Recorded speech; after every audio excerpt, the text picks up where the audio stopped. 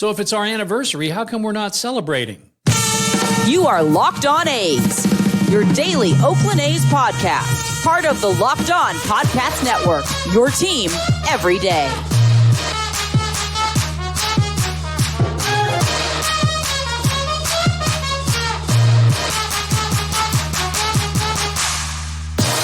Hey, gather around. It is another episode of Locked On A's. I'm your host, Wayne Coy. Happy to be here, part of the Locked On Podcast Network, every day doing it for you to give you all the athletics news and views that you can handle. And thanks for being here. Appreciate that. Making us your first listen every day. We do appreciate it big time.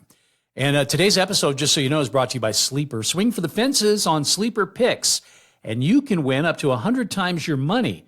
Download the Sleeper app and use promo code LOCKEDON, LOCKEDON, and you're going to get up to a $100 match on your first deposit.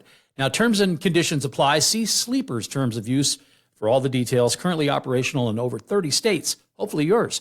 Check out Sleeper today. Well, it's an anniversary, as I mentioned. Today, 6 months.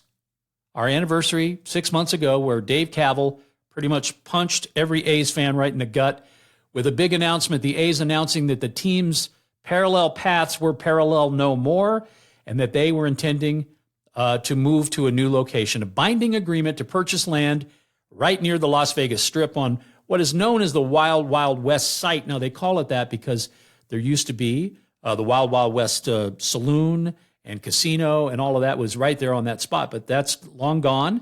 Now it's a place for semi-trucks to park and hookers to change their clothes, but it's 49 acres in Vegas, and that's hard to find. Buying the land, the A's said they were, with the intent to build a 30,000-seat retractable roof stadium.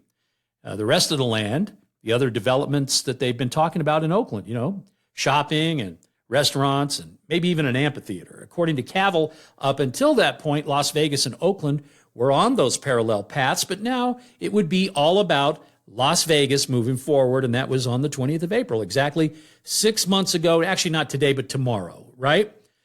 And to say that it didn't affect me would be lying. It did.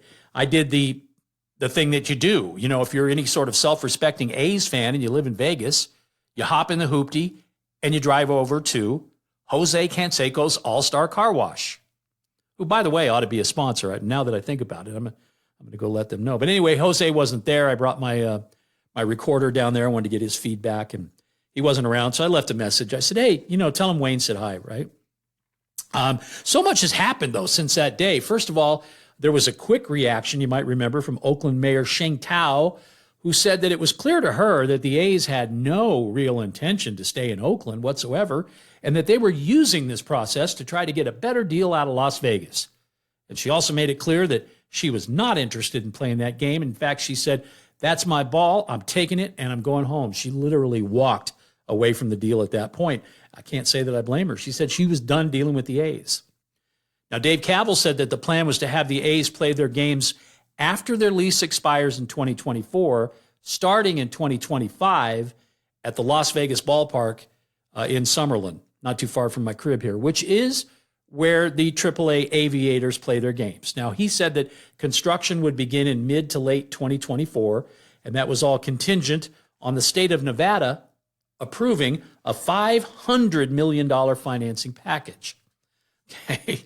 And then on April 22nd, the A's announced that they would be reaching a deal with the Southern Nevada Building Trades Union to use their workers from the area to build the stadium. That's called kissing up to the union. That's what you do. Now, what followed those announcements were some meetings.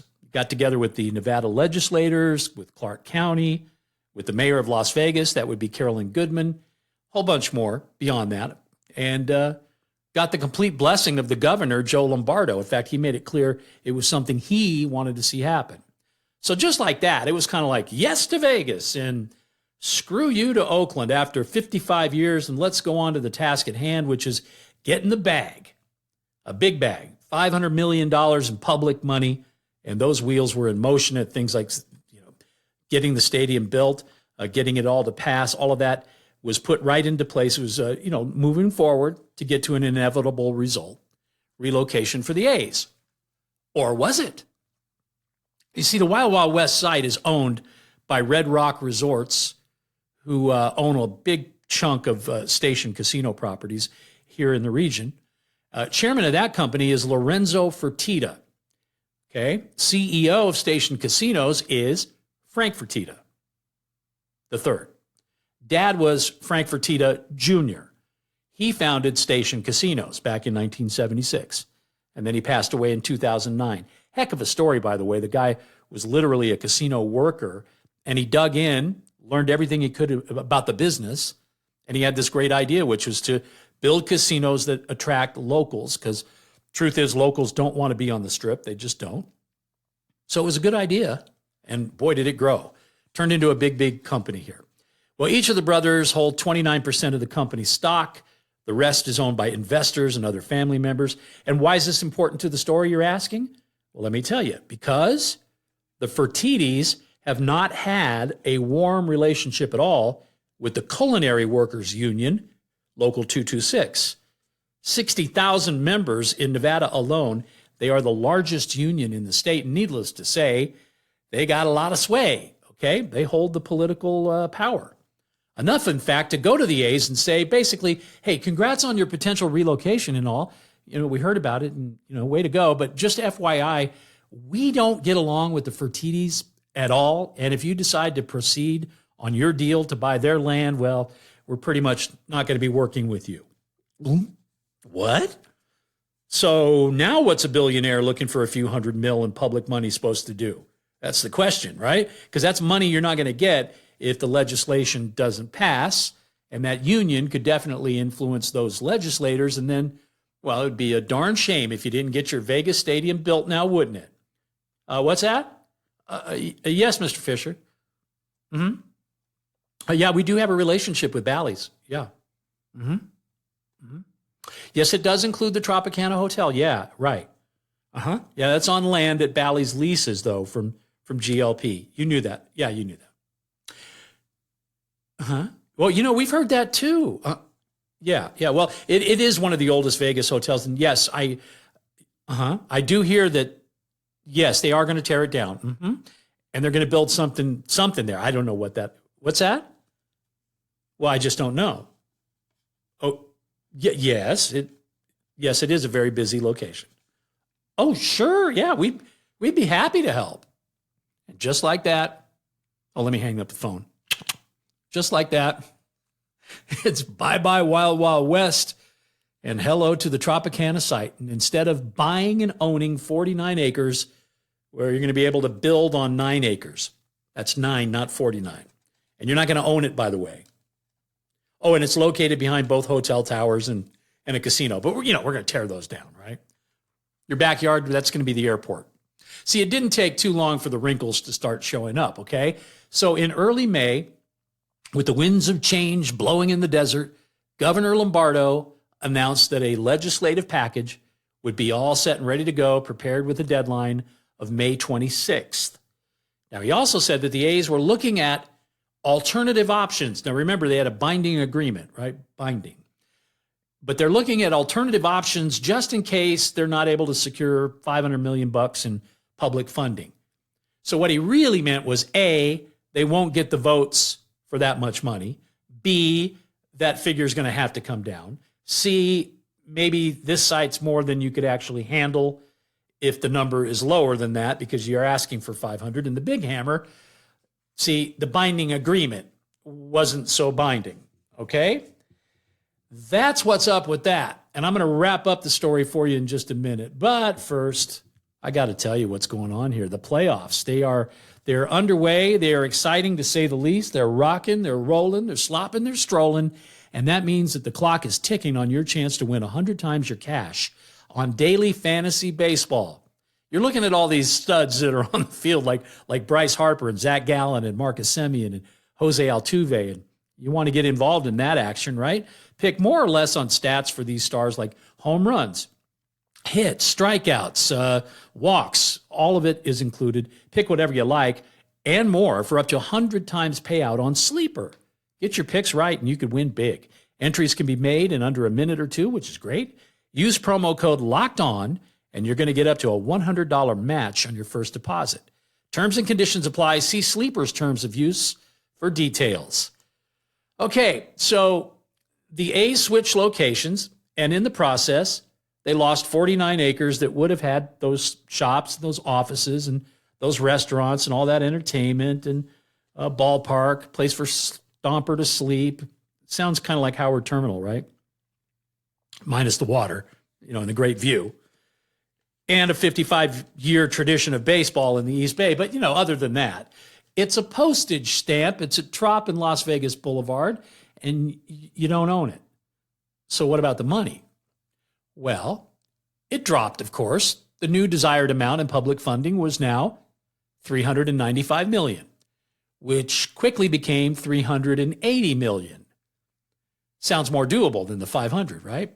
Plus, we lost 40 of the 49 acres with the switch, so we're not going to need as much. So, okay, when do we vote? Well, Governor Lombardo's promised that the bill and the package would be ready by May 26th. Happened, and true to the oath. It was State Bill 509, or SB 509, presented and heard on May 29th by the Senate Finance Committee and the Assembly Ways and Means Committee. And about that vote, well, there wasn't one. The legislative session adjourned with no vote. So enter our governor again. Here comes Joe Lombardo, who calls a special session that would focus on that bill alone. That's how important it was to him. And moving forward, we're going to change the name of the bill because you have to. It's now Senate Bill 1, if you're following along. Okay, now that bill was presented, it was debated, it was tweaked again, and it was tweaked again, like we did last summer. Well, then it passed, despite extremely strong opposition and public opinion. And the polls that are showing consistently about around 80% of Nevadans opposed to the use of public funds to build a stadium for the Oakland A's and their billionaire owner, John Fisher. $380 million. Theirs for the taking. School districts be damned. And that's where we are 6 months later. And there's a possibility that a measure that's been sponsored by the schools not the schools, it's actually a PAC. It's called Schools Over Stadiums, but it's about education. They're trying to get it on the ballot statewide, and that could overrule the decision to greenlight the money, but it's not likely. So 6 months since that big news landed, and my throat's finally healed from the throat punch that was, all that stands in the way of it becoming reality is a vote, a different kind of vote, a relocation vote by the other Major League Baseball owners. And you need 75% approval if you'd like it to pass. And I know you would, if you're them, the Oakland A's, I mean. And that's expected to take place at the November owners meetings, which are, I think, in Arlington, Texas. So what did Tom Petty say? He said the waiting is the hardest part. Actually, he said, the waiting is the hardest part. Well, he wasn't kidding about that. I know that was more Bob Dylan than Tom Petty. The waiting. Anyway, that's where we're at, 6 months on, and we'll have to see where it all goes. Again, it's sort of out of our control. Are you ready to go fantasy player shopping? You want to change the subject? I do too. And we've got one playoff team's roster left to plunder. I'll tell you who that is, and we'll do it in just a minute. But everybody ought to be empowered to care for themselves and their loved ones during the unexpected. And that's why Jace Medical offers the Jace case. The Jace case is in your face, and it provides 5 life-saving antibiotics for emergency use. And it gives you peace of mind. So you're not just hoping that you've got access to that medication in an emergency. It's for reals. Jace Medical making sure that you got the medication right there in your hand. And it's very simple. They handle everything from the online evaluation to the licensed pharmacy medication delivery and the ongoing consultation and care. You get sick, you don't know what to do, you start panicking a bit, well, you can count on Jace to be there. They're going to ask you all those pertinent questions, kind of dial in on what's up with you, and then make sure that your Jace case includes the antibiotics that are most likely to get you back to where you need to be, which is health. And again, you don't want to get caught unprepared when it comes to your health. It's very important. Understand that. JaceMedical.com for all the details when you get there. The Jace case. You're going to be able to get a discount just for listening to Locked On A's. And then get ready so that when it happens, and it will, you're ready to take it on full time with Jace Medical. Well, here we are, and we're talking about the playoffs. And the two LCS games that are happening. Well, let's tell you what happened today, first of all. In Phoenix, Diamondbacks get a 2-1 win over the Phillies in Game 3. That was what you call nail-biter, right? Ends in a walk-off, which is awesome. Game 4 of a possible 7 will be tomorrow at 5:07 Pacific. That'll be at Chase Field in Arizona. And right now, by the way, Arizona's trailing in that series 2-1, so it's an opportunity for them to tie it up. In the American League, it's crazy. The road teams have actually won every single game. And in fact, the home teams have never had a lead the entire series long. Houston won their second straight in Arlington, 10-3 over the Rangers. And now that series is tied at 2 games each. Game 5, it's a rematch of Game 1 in terms of the pitching. It's Verlander against Montgomery, and that'll happen tomorrow, 2:07 Pacific time for the first pitch. So since our A's are home and they're licking their wounds from a 50 and 112 last place season, you got to have some fun somehow, right? So we got a little creative and we came up with this idea. We've been doing it all week and it's been a ton of fun. And I love the feedback too. Thanks. To keep that coming. Every day this week, we've been picking a position player and a pitcher, one of each, that if we could add to the Oakland A's roster, well, we would. Okay. So today it's the Philadelphia Phillies that are on the grill, and I've made my choices. Picking a position player, first of all, is kind of tough when you're talking about the Phillies because, let's be honest, this team is stacked, right? So how could you go wrong with Bryce Harper or Kyle Schwarber or Nicky Two Bags?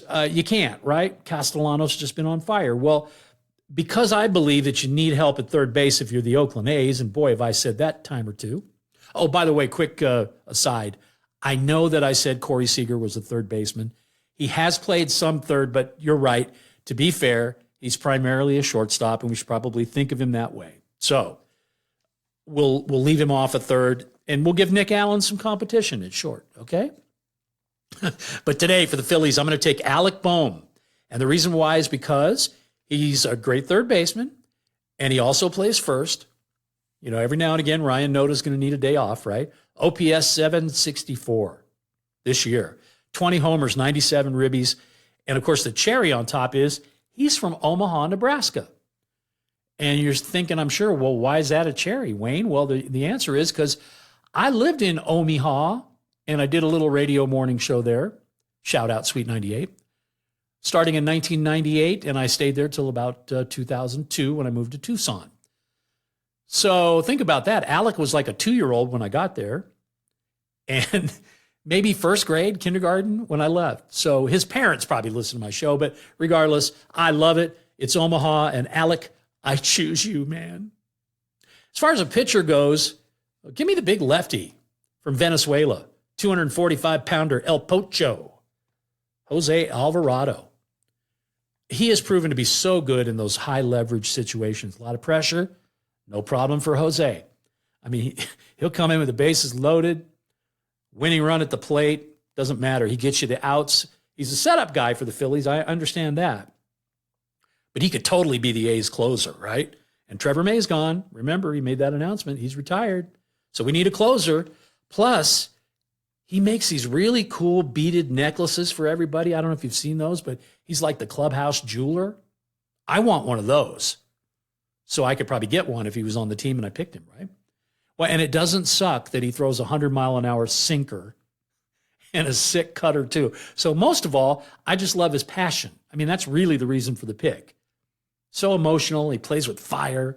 You can see the determination on his face when he's in the middle of pitching. It's right there. So I would love to have him in Oakland. And you know what? Sorry, Phillies, because I probably just broke your heart, but I'm going to put him in green and gold. I think that's where he belongs. So if it's okay with you, I pick him. Jose Alvarado is now an Oakland A in my fantasy world. Okay, so what about you? Pick a Philly. I know there's a bunch of great choices. Just let me know in the comment section, YouTube, or if you want, you can just send us a tweet.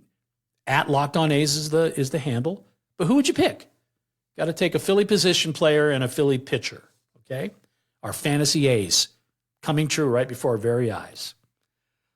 Now, tomorrow's show on Friday, we're out of teams, so we're going to move on to our final category, which is manager. Okay, out of all of those 4 teams, which manager would you like to see calling the shots for the A's? Hey, maybe you're good with Mark Kotsay. But what if you're not? What if you want to pick one of these 4 guys? And boy, do you got competition. We won't get into it now. We'll save it for tomorrow, but thanks for being here. You made it to the very end of today's episode, so if you can, make sure that you like and subscribe. Sounds a bit cliche, but it really is important. Let us know, of course, that you like the show. We can grow the channel, and if you subscribe, then you won't miss a beat. I mean, when there's a new episode, you're going to know about it. Locked On A's, great to have you on board, and always great to talk about our baseball team. Hope to see you next time here at Locked On A's. Have yourself a great day. I'm Wayne Coy. Thanks for being here, and until next time, keep on swinging.